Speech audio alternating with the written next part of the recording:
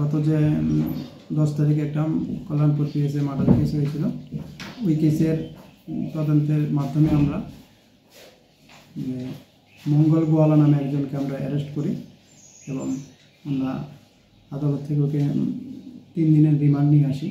রিমান্ডে আনার পরে আমরা ওই যে মঙ্গল যে একটা বাস দিয়ে হিরালাল দেববর্মার উপরে আঘাত করেছিল, ওই বাসটা আজকে আমরা executive magistrate, mobile forensic, independent witness তাদেরকে সঙ্গে নিয়ে কালীকৃষ্ণনগর পাড়ার একটা জলাশয় থেকে আমরা উদ্ধার করি।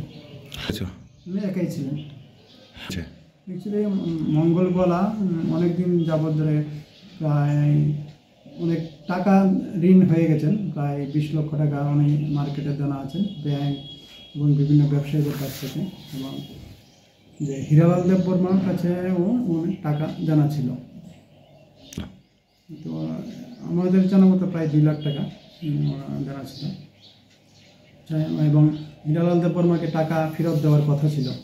তো ওই এতে নিয়ে যে টাকার যে ঋণ নিয়েছে ওটা নিয়ে ওর প্রেশার ছিল। ওই দিনেই সে মঙ্গল হিরালাল দেববর্মাকে ব্রিজের উপরে বাস দিয়ে পিটিয়ে হত্যা করে।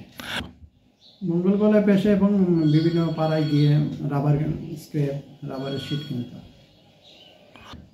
ওর বাড়ি কালীকৃষ্ণ পাড়াতে।